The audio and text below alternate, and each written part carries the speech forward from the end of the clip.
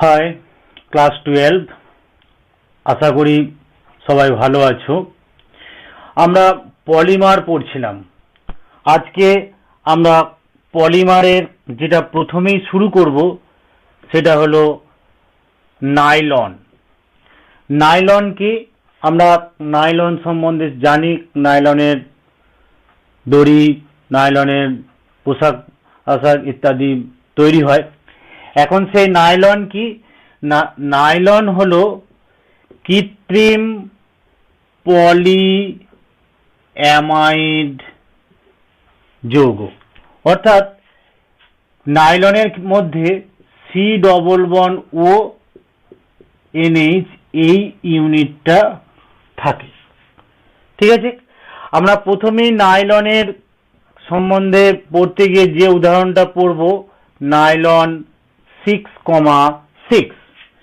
এখন এই নাইলন 6,6 হলো হেক্সামিথিলিন ডাইঅ্যামিন, যার সংকেত হচ্ছে NH2। 6টা CH2 থাকে পরপর, সেই জন্য হেক্সামিথিলিন ডাইঅ্যামিন।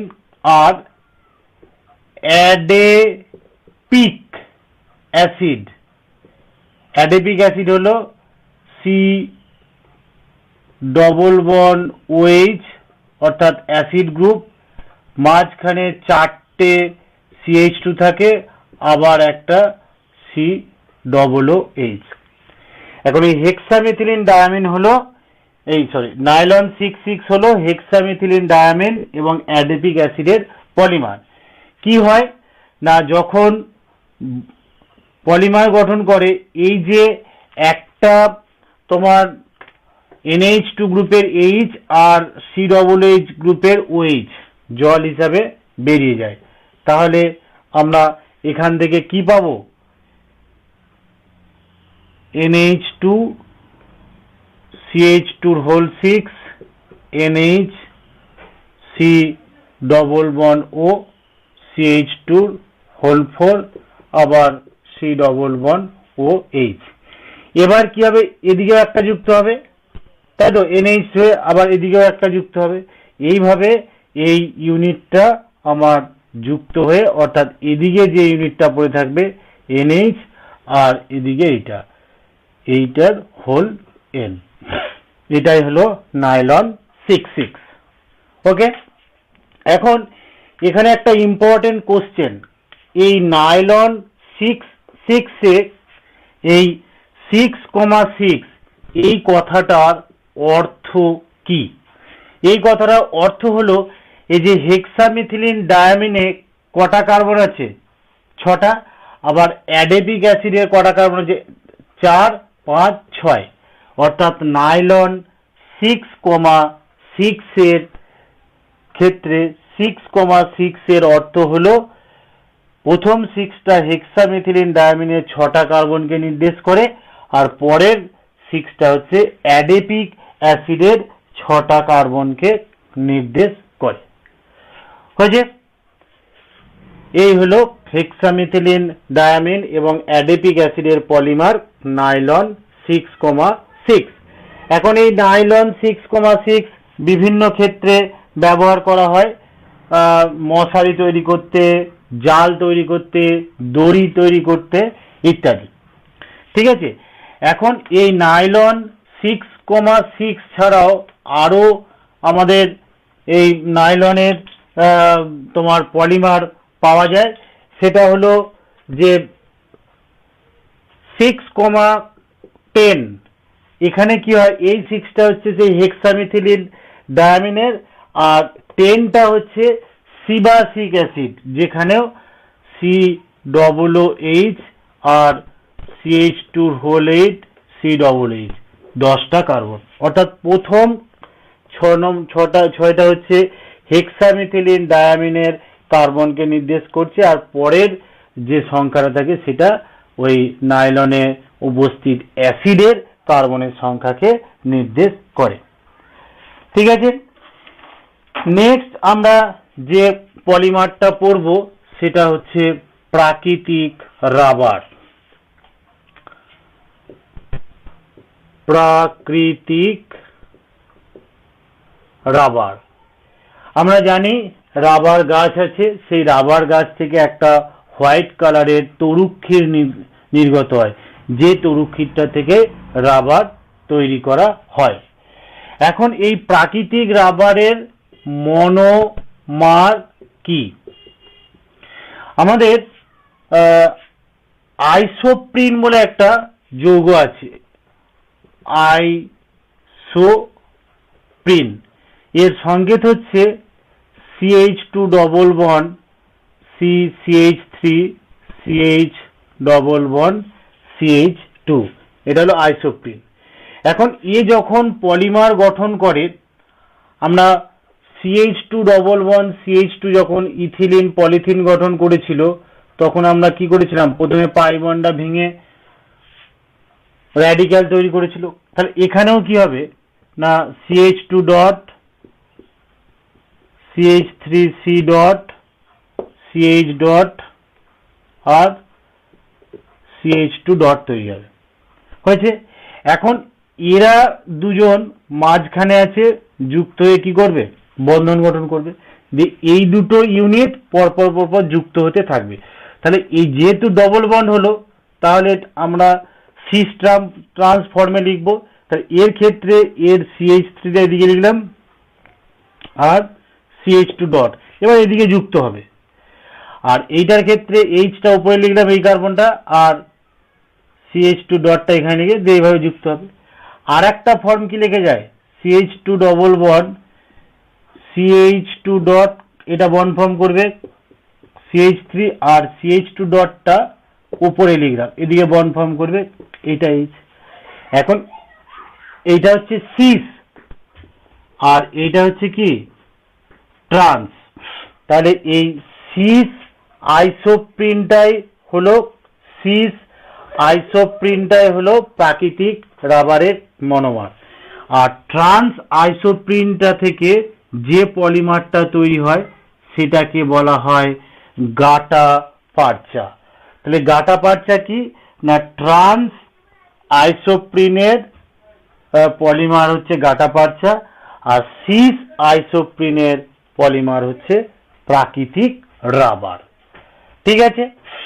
এখন এই যে প্রাকৃতিক যে রাবার, সেটা আমরা বিভিন্ন কাজে ব্যবহার করে থাকি, আমাদের উড পেন্সিলের লেখা ইরেজ করতে।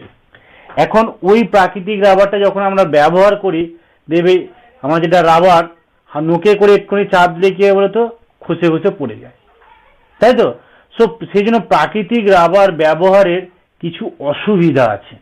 কি অসুবিধা না, প্রাকৃতিক রাবার প্রথমেই হচ্ছে খুব নরম এবং এর স্থিতিস্থাপকতা খুবই কম।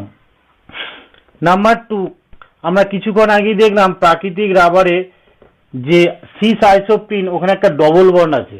তাহলে ডবল বন্ড থাকা মানেই অক্সিজেন ওজন কি করবে, এর সঙ্গে যুক্ত হতে পারবে, তাই তো। সেজন্য প্রাকৃতিক রাবার অক্সিজেন এবং ওজনের সংস্পর্শে নষ্ট হয়ে যায়। ঠিক আছে। 3 নম্বর হচ্ছে, আমরা দেখেছি প্রাকৃতিক রাবার দিয়ে যখন আমরা ইরেজার হিসাবে যেগুলো ওগুলো প্রাকৃতিক রাবার যখন মোছা হয়, তখন কি হয়, রাবারটা দেবে ক্ষয়ে যায় তাড়াতাড়ি, তাই তো। অর্থাৎ প্রাকৃতিক রাবারের ঘর্ষণ প্রতিরোধ করার ক্ষমতা হচ্ছে খুবই কম। ঠিক আছে। তারপর 4 নম্বর হচ্ছে, এই প্রাকৃতিক রাবারকে যদি আমরা স্ট্রেচ মানে প্রসারণ করি, দিয়ে যদি ছেড়ে দিয়ে, সে আবার আগের অবস্থায় ফিরে আসতে পারে না। অর্থাৎ তার ওই প্রসারণের ফলে তার স্থায়ী বিকৃতি ঘটে যায়, বোঝা গেল।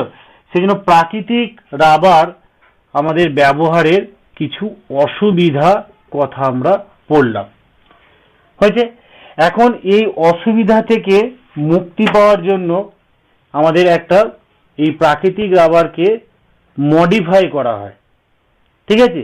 সেই মডিফাই করার যে পদ্ধতি, সেই পদ্ধতিটার নাম হচ্ছে ভালকানাইজেশন। ভালকানাইজেশনটা কি, এই যে আমাদের একটা প্রাকৃতিক রাবার এখানে তো অনেক মনোমার আছে, এই সরি প্রাকৃতিক রাবারের মনোমারগুলো যুক্ত হয়ে যে পলিমারটা গঠন করছে, এটা একটা রাবার, এর মধ্যে কিন্তু আবার অনেক পলিমার থাকে, এরকম এই একটা পলিমারের অণু, এই একটা পলিমারের অণু, এই একটা এরকম থাকে। এখন এই প্রাকৃতিক রাবারের যে পলিমারের অণুগুলো নিজেদের মধ্যে শুধুমাত্র আন্তরাণবিক যে আকর্ষণ বল, যেটাকে আমরা লন্ডন ফোর্স বলি, সেটাই শুধুমাত্র বর্তমান। তার ফলে যখনই আমরা নোকে করে চাপ দিই, এই পলিমারটা খসে বেরিয়ে যায়, বা এটা খুলে বেরিয়ে গেল, এদিকটা খুলে বেরিয়ে গেল, এদিকটা খুলে বেরিয়ে গেল, সেজন্য ওটা সহজেই ভেঙে যায় এবং নরম। এখন এই ভালকানাইজেশন হচ্ছে একটা প্রসেস। এই প্রাকৃতিক রাবারের সঙ্গে কি করা হয় না, সালফারকে মিশিয়ে উত্তপ্ত করা হয়। তাহলে সালফারকে মিশিয়ে যখনই আমরা উত্তপ্ত করব, তখনই কি হবে, এই যে পলিমারের অণুগুলো নিজেদের মধ্যে সালফার দিয়ে কি হয়ে যায়, যুক্ত হয়ে যায়। সালফার দিয়ে কি হয়ে যায়, যুক্ত হয়ে যায়। তার ফলে প্রাকৃতিক রাবার যে নরম ছিল সেটা দৃঢ় হয়, তার স্থিতিস্থাপকতা বেড়ে যায়, ঘর্ষণ প্রতিরোধ করার ক্ষমতা ইত্যাদি বেড়ে যায়। তাহলে প্রাকৃতিক রাবারের যেগুলো অসুবিধা ছিল, আমরা ভালকানাইজেশন করে সেগুলো দূর করতে পারি। ভালকানাইজেশনের যদি বলে সুবিধা কি, না ভালকানাইজেশনের ফলে প্রাকৃতিক রাবারের নরম দৃঢ় হয়, তার তোমার প্রাকৃতিক রাবার শক্তিশালী নয়, কিন্তু সেটা শক্তিশালী হয়ে যায়, তার টান শক্তি বেড়ে যায়। তারপরে প্রাকৃতিক রাবারের ঘর্ষণ প্রতিরোধ ক্ষমতা বেড়ে যায়।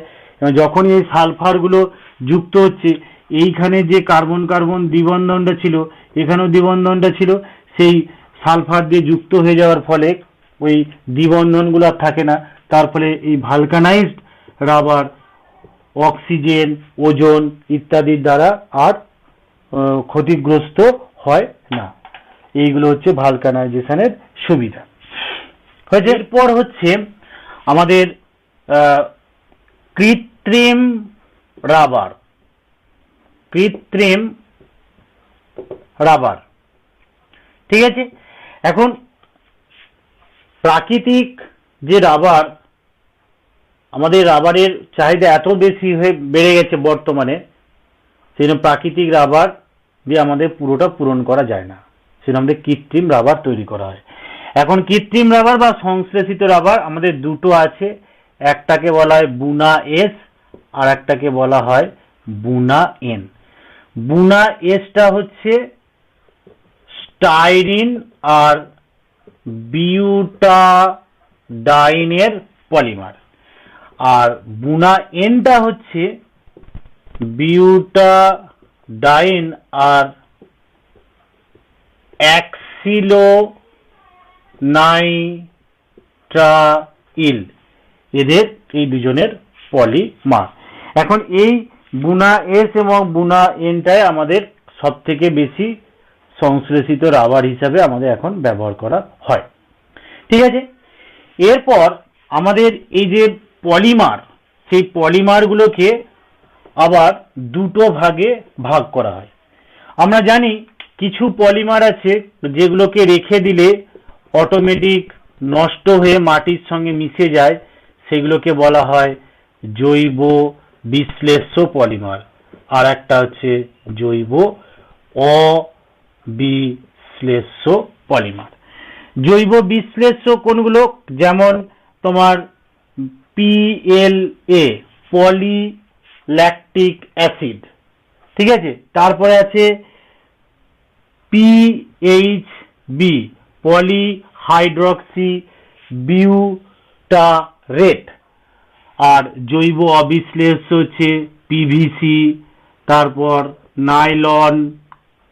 নাইলন, পলিথিন, ঠিক আছে, এটসেট্রা। এই হচ্ছে আমাদের পলিমার চ্যাপ্টারের বিষয়বস্তু। তোমরা যে কোশ্চেনগুলো দেওয়া হয়েছে সেগুলো পড়বে, তার সাথে প্রশ্নবিচিত্রা বা কোশ্চেন ব্যাংকে এই চ্যাপ্টার থেকে কি প্রশ্ন দিচ্ছে সেটা দেখবে, ঠিক আছে। Thank you.